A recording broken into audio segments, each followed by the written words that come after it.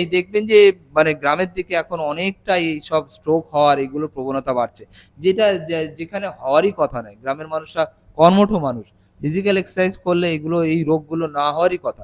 এগুলো শুধু আমার মনে হয় যে যত বিষক্রিয়া এই যে টাটকা বিষ তারা খেতে বাধ্য হচ্ছে, গ্রহণ করতে বাধ্য হচ্ছে অজান্তে, সেইটা একটা মেজর একটা কারণ এইভাবে হেলথ ডিটোরিয়েশন। নমস্কার, আমি শঙ্কর রয়েছে আপনাদের সঙ্গে ইন্ডিয়া নিউজ 24 থেকে। তবে আজকে যেটা দিয়ে শুরু করব সেটা কিন্তু আমি কিছু বলবো না, প্রশান্ত বাবু বলবে। প্রশান্ত বাবু, এখন প্রথমটা শুরু করুন। মানে হ্যাঁ, এখন দেখুন আমি অনেক দিনই ভেবেছি যে ধরুন মানে গ্রাম বাংলা যারা আর কি চাষবাস করেন বা গ্রামে থাকেন, তারা সবকিছু টাটকা জিনিস খান, মানে টাটকা সবজি, ফল মূল সবই তাদের ওখানে যে টাটকা পাওয়া যায়। আমরা বরঞ্চ একটু বাসি খাই। এটার মধ্যে আমি ভাবছিলাম যে আচ্ছা ওরা টাটকা, ওরা মানে টাটকা তো সবকিছু খায়, আবার বীজটাও টাটকা খায় না তো, মানে আর আমরা একটু বাসি সবকিছু খাই, মানে বাসি বীজটাও বাসি খাই না তো। এই চিন্তা করতে আমি দেখলাম সত্যি তো ওনারা তো একদম টাটকা বিষই খান। যেমন ধরুন একজন কৃষক ভাই, চাষিরা টাটকা বিষ খায়। যেমন ধরুন একজন চাষি, তিনি চাষবাসের জন্য খেতে দেওয়ার জন্য একটা বিষ সেই দিনই বিকালে যে ছড়িয়েছেন, সেদিন হোক কিংবা আগের দিন হোক, তার মানে কাটার আগে সেটা একদম টাটকা আছে। এইবার সেই সময় সেইখানে কোনো মাছি বা মৌমাছি ঘুরে বেড়াচ্ছে এবং মৌমাছির গায়ে সেই টাটকা বিষটা স্প্রে হলো, যে সে তার গায়েতে লেগে গেল।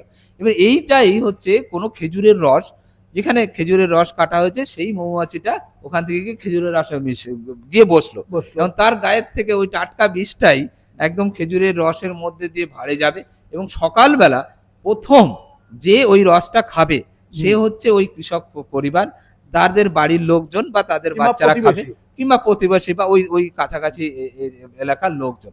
তাহলে কি হলো, এই যে বীজটা আগের দিন ছড়ানো হলো সেটা কোনো ডিটোরিয়েশন হলো না, একদম টাটকা আছে। সেই টাটকা বীজটাই কিন্তু ওরা খাচ্ছে। আবার কি হয়, ধরুন ওই খেতে বীজটা ছড়িয়েছে জাস্ট আগের দিন, সেইখান থেকে তারপরে বৃষ্টি হলো, বৃষ্টিতে ধুয়ে গিয়ে পুকুরের মধ্যে সেই বীজটা গেল, সেই বীজটা সেই দিনই তাই সেখানে যে মাছগুলো আছে সেই মাছগুলো খেলো। এবার সেই মাছটা যখন খাবে, তারপরে যখন সেই মাছটা ধরবে, সেই তারপরের দিনই দুপুরবেলা তার হচ্ছে মাছ খাওয়ার জন্য তারা সাধারণত নিজেদের পুকুরের মাছই খায় এবং সেইটা খাবে এবং খেলে তো সেই টাটকা বীজটা তো সেই মাছের মধ্যেও আছে এবং সেই মাছের সেই টাটকা বীজটা সেই ফ্যামিলি, যে ফার্মার ফ্যামিলি বা কৃষক বন্ধু, তার ফ্যামিলির সবাই খাবে। এবং চিন্তা করুন ওই টাটকা বীজ সেই ফ্যামিলি, আমি সবসময় এটা এমফাসিস দিই যে বাচ্চাটা খাচ্ছে, আপনারা এটা ভাবুন, আপনার বাড়ির যে বাচ্চাটা আছে তার কিছু করার নেই, সে এত বোঝে না বীজটি, কিন্তু আমরা তো বুঝি, আমরা তাকে সেই বীজটাই খাওয়াচ্ছি। অর্থাৎ আমি অনেক সময় দেখি যে প্রথম যে বিষের এফেক্টটা, সেই এফেক্টটা কিন্তু আমাদের যে গ্রামের যে কৃষক বন্ধুরা তারাই এফেক্টটা হচ্ছে সব থেকে মানে তার খারাপ প্রভাবটা ভোগে। তবে এই টাটকা বীজটাই কিন্তু জলের মধ্যে দিয়ে, মাছের মধ্যে দিয়ে এবং ওই খেজুরের রসের মধ্যে দিয়ে, যেখানে মৌমাছির মধ্যে দিয়ে ওনারাই সেই টাটকা বীজটাই খাচ্ছে। এইবার ওইটা যখন বিভিন্ন রকম প্রসেসিং ফসল তোলা হবে, দুদিন পরে শহরে আসবে, তার মধ্যে অনেক সময় আমরা জানি যে বীজ অনেক সময় ডিটোরিয়েট করে যায়, ভেঙে যায়, একটু এফেক্ট কমে যায়, সেই বীজটা আমরা খাচ্ছি, আমরাও বীজ খাচ্ছি, কিন্তু অনেক সবজি জলে ডুবিয়ে ধোয়া হয়, জল দেওয়া হয়, অনেক সময় সেটা হয়তো অনেকটা কমে যায়। শুধু দেখতে হবে যে অনেক সময় সে রঙে মেশানো হয় বা এই বিষের অ্যাডিশন হয়, কিন্তু ওই যে টাটকা বীজটা যে ওনারা খেয়েছে, সেই টাটকা বীজটা হচ্ছে শহরের মানুষের কাছে আসে না, একটু পুরনো হয়ে যায়। ভাবুন, মজার বিষয়ই নয়, গ্রামের দিকে কিন্তু চিকিৎসার ফেসিলিটি খুব কম। একজন যদি হঠাৎ করে বিপদে পড়ে, আমি একটা গ্রামে জাস্ট একটা কিউরিসিটিতে কয়েকজন বন্ধু মিলে আমরা শুধু জাস্ট হেলথ চেক আপের জন্য গেছিলাম, আমাদের একটা ডাক্তার বন্ধু, তাকে নিয়ে গিয়ে রিকোয়েস্ট করেছেন, ও গেছিল। দেখলাম যে মোটামুটি 50% উপরে সবার ডায়াবেটিস আছে, মানে হাই ব্লাড প্রেশার আছে, তারা কোনদিন চেক করে না, তারা কিন্তু ওইভাবে চলছে। হঠাৎ করে একদিন তাদের কোনো রকম প্রবলেম হলো, তারা হচ্ছে সেইভাবে তাদের যে জীবনটা চলে যায়। এই যে বিষগুলো তারা খাচ্ছে, এটার জন্য শহরে আমরা কোনো কিছু একটু প্রবলেম হলে হয়তো আমরা সঙ্গে সঙ্গে চলে যাই ডাক্তারের কাছে এবং ডাক্তারবাবুরা তারা একটা টেস্ট করে বলে দেন যে একটা প্রবলেম হচ্ছে, মেডিকেশন হয়।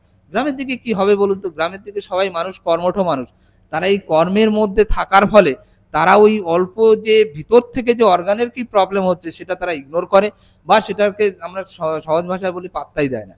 যেইটা দিতে দিতে দিতে দিতে তাদের যে লাস্ট যখন তারা বুঝতে পারে তখন আর কিছু করার থাকে না।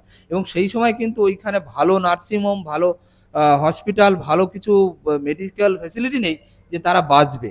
এই এই জন্যেই দেখবেন যে মানে গ্রামের দিকে এখন অনেকটা এইসব স্ট্রোক হওয়ার এগুলোর প্রবণতা বাড়ছে।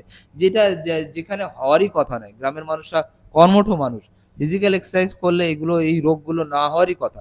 এগুলো শুধু আমার মনে হয় যে যত বিষক্রিয়া এই যে টাটকা বিষ তারা খেতে বাধ্য হচ্ছে, গ্রহণ করতে বাধ্য হচ্ছে অজান্তে, সেইটা একটা মেজর একটা কারণ এইভাবে হেলথ ডিটোরিয়েশন করা, এবং তারা অসহায় হয়ে পড়ছে তারা যখন মেডিকেল ফেসিলিটি পাচ্ছে না।